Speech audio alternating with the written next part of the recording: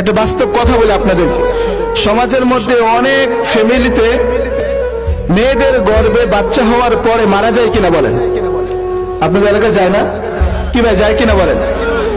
Maximum জায়গায় ছেলের বউয়ের ঘরে যদি মারা যায়, সন্তান ভূমিষ্ঠ হয়েছে, মারা গিয়েছে, আল্লাহ তাআলা তো মেরেছে, জি কি বলেন? হায়াতের মালিক কে বলেন? আর মাউতের মালিকও কে? এই যে গর্ভে দিয়েছেন কে?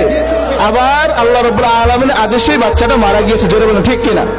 এখন আমাদের সমাজের বাস্তবতা কি? এটা বাস্তব কথা বলি। সমাজের বাস্তবতা হলো শাশুড়ি এখন অটোমেটিকলি বউকে দোষ দিবে, জোরে বলেন ঠিক কিনা? বউকে দোষ দিবে, বউর বাপের বাড়িতেও দোষ দিবে, তোর বাবা মা অবহেলা করেছে, তোর বাবা মা টাকা পয়সা চিন্তা করে তোকে সিজার করায় নাই, অথবা তোকে ফল ফ্রুট খাওয়ায় নাই। অটোমেটিকলি শাশুড়ি বউকে দোষ দিয়ে দেয়, বউয়ের বাবার বাড়িতে দোষ দিয়ে দেয়, জোরে বলেন ঠিক কিনা? অথচ এখানে উচিত ছিল আমাদের ধৈর্য ধারণ করা। কেউ কি কারো বাচ্চাকে মেরে ফেলতে চায় বলেন?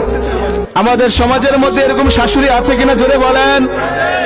এই কারণে হায়াতের মালিক আল্লাহ, মৌতের মালিক আল্লাহ। যখন বিপদে পড়বো সবর করবো কার উপরে, আবার সুখে থাকলো সবর করবো কার উপরে? বিপদে পড়লে আমরা আল্লাহ তাআলার শুকরিয়া আদায় করতে পারবো তো? সমাজের একটা কুসংস্কার আছে, সমাজে আমাদের অনেকগুলো সমস্যা আছে। যদি আমরা কেউ হোঁচট খেয়ে ব্যথা পেয়ে যাই, অথবা বিভিন্ন সময় আমাদের আযাব আসে আল্লাহর পক্ষ থেকে, তখন আমরা আল্লাহ তাআলার সাথে নাফরমানি কথা বলি, জোরে বলেন ঠিক কিনা? মনে করেন বৃষ্টি, আপনি এই যে এখনো ধান, আমরা ধান দিই, গম দিই না, মাঝে মাঝে রোদ্রে শুকায় কিনা বলেন? হঠাৎ করে আকাশ মেঘাচ্ছন্ন হয়ে বৃষ্টি চলে আসে না? এখন ধানওয়ালা মহিলারা শুরু করবে, আল্লাহ বুঝি আর দেখছে না?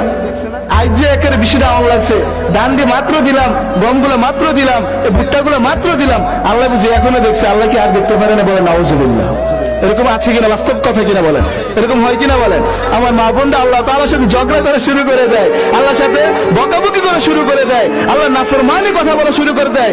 অথচ আল্লাহ তাআলা বলতেছেন, যে সকল বান্দা বান্দিরা আমি বিপদে পড়ার পরও শুকরিয়া আদায় করবে, ধৈর্য ধারণ করবে, আল্লাহ তাআলা বলেন ওয়াবাশশিরিস সাবিরিন, তাদের জন্য, ওই ধৈর্যশীলদের জন্য আমি আল্লাহ সুসংবাদ দান করলাম। বলেন সুবহানাল্লাহ। এরকম